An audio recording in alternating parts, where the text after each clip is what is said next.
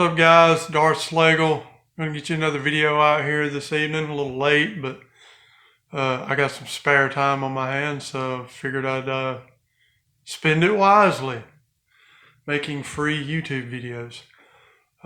So I'm going to get into the subject. I was going to avoid this, but I got to thinking about something today, and there was an interview that I saw a while back with George Lucas. So I'm going to get into some things with the Bob Iger revelations here. I hate to use that word, reveals. I'm not trying to steal Mike Zero's thunder, but yeah, I got some reveals here, or not really reveals. These are more of reminders because I feel that people have forgotten this. And by no means do I want anyone to think here that I'm defending Bob Iger. I'm not. I think that he is a real piece of work. We'll just call it that. I'm going to try to save the bad language. But it takes two to tango. So this interview that I'm going to use some of the footage here is actually from Charlie Rose. It's an interview he did a while back with George Lucas. It's about an hour long. And I'm going to leave the link to it in the description below if you want to watch the whole video. It's actually a great video with a lot of insights into George Lucas and his life, his way of thinking and stuff like that, even his religious beliefs. But yeah, let's get this thing going. George Lucas talks about in this interview, at this one point, he talks about how you make a movie and how you have to make a movie. But I know that going in. I know what's going to work and what's not going to work. But I do like movies. I love movies. And I know a lot of movies aren't popular. And you can say that going in. One of the reasons I retired is so I could make movies that aren't popular. Because in the world we live in the system we've created for ourselves in terms of it's a big industry, you cannot lose money. So the point is that you're forced to make a particular kind of movie. And I used to say this all the time when people, back when Russia was the Union of Soviet Socialist Republics. And they'd say, oh, but aren't you so glad that you're in America? I said, well, I know a lot of Russian filmmakers. They have a lot more freedom than I have. All they have to do is be careful about criticizing the government. Otherwise, they can do anything they want. And so what do you have to do? You have to adhere to a very narrow line of commercialism.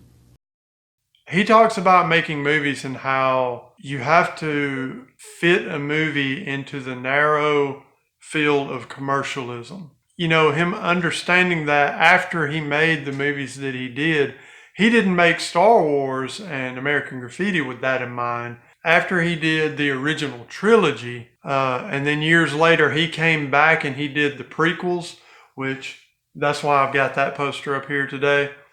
After the backlash of the prequels, I think George Lucas realized that just because he had a winning trio in the beginning didn't mean it was always going to be that way. And he realized that, your movies, especially once you create something like that, that your movies are going to have to, in a lot of ways, fit between a narrow view. And that narrow view is the narrow view of the fans. Another thing that he talks about is that some of the fans today still don't want to admit, they tend to forget that when they fell in love with Star Wars, they were a kid. So I'll make this movie, which probably won't be a hit, but Star Wars. Yeah, Star Wars. But when you describe Star Wars, you say it's a space opera. It's not a science fiction film. We have large dogs flying spaceships, and you describe it, and people will say, "Oh dear, this guy's off." He's in his own world. And of course, most of my friends are of where I was persuasion. I was further into the art world than they were, but I threw that all away after American Graffiti. I mean, Graffiti was, again, nobody expected me to do a comedy based on THX. Yes. So I said, and I'm not that funny a guy in real life. I'll show Francis I can do a comedy. I'll show those guys. But then when I started to go into Star Wars, they said, why are you making a children's film? I said, well, because I think I can have more of an influence on people. And I think I can have things to say that I can actually influence kids, adolescents, 12-year-olds. So anyway, he gets on down the line and he talks about another thing that I think is very relevant in this current trilogy. He talks about how when he made the original trilogy and then later on, the technology wasn't there. And then once the technology finally caught up and he could make the prequels, the reason he wanted to make the prequels was because in the original trilogy, you had Darth Vader and Luke Skywalker, and you found out that, you had all these things that you heard about that happened, like, okay, this guy is Luke's father, being trained him, and, but you didn't really know the whole backstory. And he says that the backstory was lost. But I did have a vision, but my vision was way beyond what was possible. And I did the best I could. And then after a lot of people said, well, this is the greatest movie of all time, you have to, and I said, well, okay, maybe it's pretty good. And we'll live with that. And then part of it then was to continue the story. It was just a thing to finish the story. And then after that, I worked on the technology, and I said, well, gee, now I can tell the backstory, because the backstory seems to have gotten lost. Now, there's some YouTubers out there that are going to say that, well, the backstory doesn't matter, who cares about Snoke? He was just a plot device to push forward Kylo Ren. That still doesn't mean that you can bring in a character that you build up in one film to be super powerful, super relevant, and then discard them in the next film like a piece of trash. There's too many details that are already revealed about the character of Snoke to make him unimportant. And he talks about the risk of making films and what you have to do.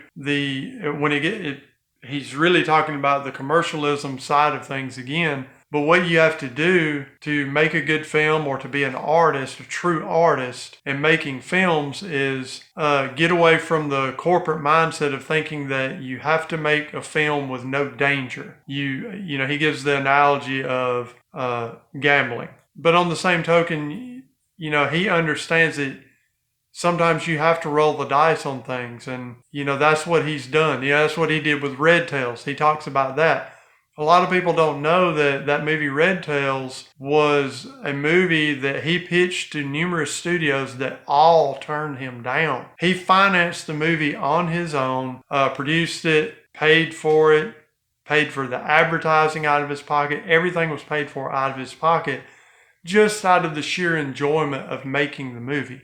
Now, he was lucky and he did make a little bit of money off of it, but it wasn't near what it would have made had it been released through a large studio like Sony or Disney or any of the other big, corporate film monsters that you want to bring up.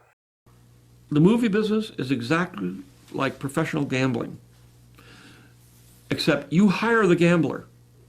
Usually some crazy kid with long hair who's like, I don't get this guy at all. You give him $100 million, and you say, go to the tables and come back with $500 million. That is a risk. Now, the studios are going to go and think of it that way. They say, well, maybe if we told him that he couldn't bet on red, maybe if we told him, because we did market research and we realized that red wasn't, so they tried to minimize their risk. But and of course, you're hiring the kid to take risks, to be creative, to do things that have never been done before, never been tested. You have no idea whether they're going to work or not. That's completely the antithesis of what a big modern corporation is. They want to test things 360 ways. You just go So Hollywood is not like a big American corporation because it'll just throw money away behind somebody and have him go or her go and figure out. But they don't know. They don't know how to do that because they're basically corporate types. They think the worst thing that happens when they think they know how to do it. Then they start making decisions that ensure that it's not going to work. But you're George Lucas. and you were ahead of your time with American Graffiti. You were ahead of your time with Star Wars. Have you been ahead of your time since then? Well, I haven't directed a movie since then. I know that. Producing, I don't know. I was sort of ahead of my time with Red Tails. An all-black film. But you were the only person who could have got that made somehow. Well, I paid for it myself. Daniel Yellow said They wouldn't distribute it. They wouldn't make it. They wouldn't advertise because it. Because of racism or because of what? They just said, the market research says nobody will go to that movie. There you go. And in Europe, nobody will go see it. But market research said nobody would go to Star Wars. Market research may have said no one. Well, but this one was. Okay. We know there is a certain now. Over time, a lot of these issues that were just becoming, they were dimly aware of them, have become institutionalized. Now they know that movie will do well in France. This movie will do well in Denmark. This movie you can't do in Asia. And they got their markets, they know how much of the share they get, and they do their little analysis, and then they say, well, we will or will not make the movie. It has nothing to do with what I do, which is make a movie, something that people can enjoy. Okay. It has nothing to do with that. I made money in spite of myself. And I think I made money because I didn't care. I didn't care whether it was a hit or not a hit. I wanted to make this movie as a movie. And that's the thing that they won't do. And that they can't do it. It's not in their constitution to do that. I have a fiduciary duty to come up with a thing. I got it 10% a year, my stockholders. That's why I would never go public. And that's why I said, I'm not going to be beholden to anybody. And that's why even now with the company, when I sold it, one of the reasons I sold it was I was starting to make movies that were more personal and were obviously losing a lot of money. And I said, I really can't do this much more because the company will be dragged down. And I had 2,000 employees. So I had people to think about. And he talks about when you make those movies that you don't get a second chance, kind of like The Last Jedi. He talks about you don't get second chances. However, I want to point out something that George Lucas did, because he says, yeah, but I kind of did get a second chance when I went back and I polished up. In the movie business, you cannot take a risk. You cannot do something that doesn't work. You don't get a second chance. I've taken second chances, but I've just taken to polish them. And he's talking about the original trilogies. When he went back and he changed some of the special effects, some of the different things in there, the one that a lot of people really, really hate is where he changed out Sebastian Shaw for Hayden Christensen as a Force ghost. There's a lot of people that hate that. And I want to point out that you're hating on George Lucas. All these fans that claim that Disney is ruining Star Wars and they're doing this and they're doing that. Well, you know what? You thought that George Lucas was ruining it too. Apparently, you're just not able to be satisfied by anything.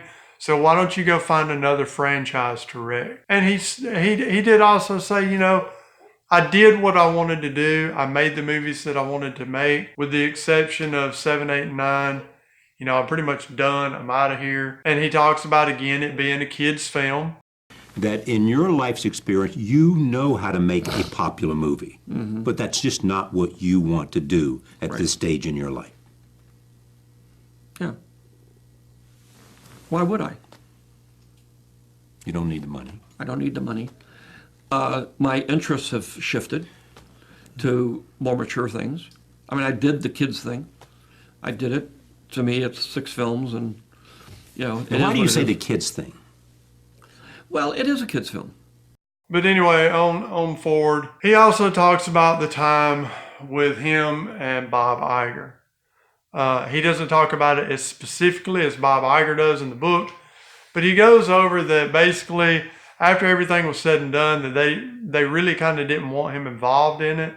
And they didn't. Or he wasn't going to be able to sell his franchise to Disney for $4 billion and still keep control of it. And anybody that thinks that is, that's insane. He talked about the direction that things were going in, that he didn't like the direction they wanted to take it in, because they wanted to make what he calls a retro movie.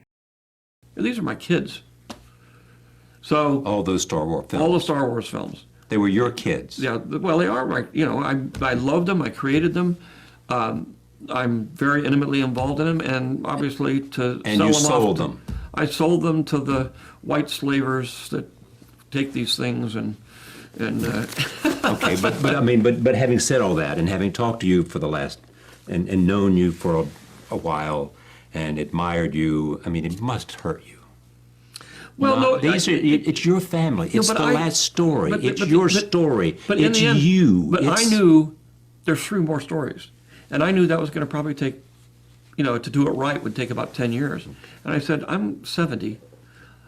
I don't know whether I'll be here when I'm 80. Every 10 years the odds get less. And so I said, and I'm not ready to do that because I want to do these other things. So I have to make the decision on my own that it's time for me to move on.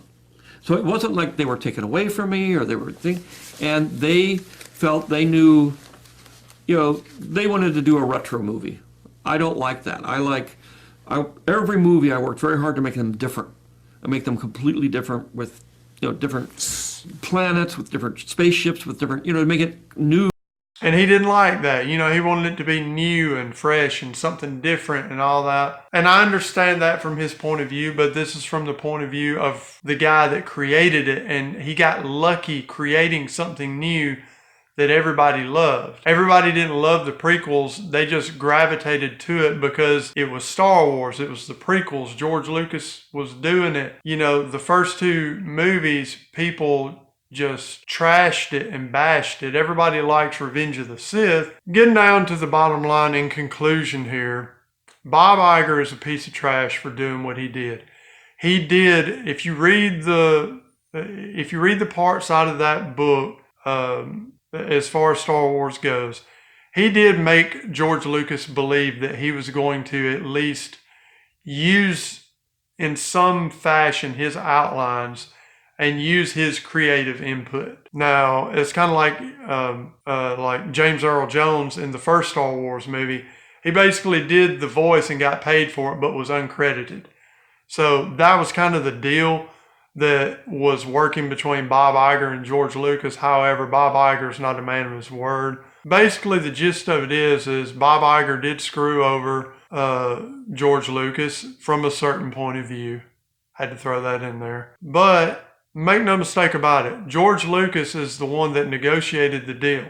Disney counter-negotiated, but George Lucas knew that he had a product that Disney wanted. The ball and the favor was in his court. He could have kept negotiating the terms if he wanted to. He didn't want to. He wanted the money, and he wanted the money quick. He had ideas and plans for things that he wanted to do, whether that had to do with making smaller films, things to do with his family. He was a new dad, so on and so forth. It's fine, but people need to quit placing all the blame on one side, because nothing in life is one-sided. It is a two-way street. Make no mistake about it. Bob Iger and them may have created the deal, but George Lucas agreed to it. And he ran all the way to the bank with fists full of dollars with a smile on his face. And as he says in this interview, he sold his kids. He talks about them so fondly and firmly, yet he sold them. And even Charlie Rose says that, yeah, your kids. You sold your kids. No one likes it. I wish that he was still running the show. However, I don't feel like the things that I know about what his outlines were, people would have lost their mind, because everybody back then in the prequels lost their minds when he started talking about midi-chlorian. I feel like that if George Lucas had gotten to make the 3 films that he wanted to make, that people would have still complained. Yeah, so guys, tell me what you think about this. And please, if you have time, go watch the whole interview. If you're a George Lucas fan, go watch the whole interview and see what you think about what he says. And you might learn some things about him you didn't know. I just wanted to throw this out there to remind some people that regardless of the things you may be hearing from other channels, this interview is proof that George Lucas did what he did for money, and he knew what he was doing. Was he lied to? Of course. But he set himself up to be lied to. So anyway, leave a thumbs up if you like the video, thumbs down if you don't. Please subscribe. And comment. I love the comments, and we'll see you guys next time.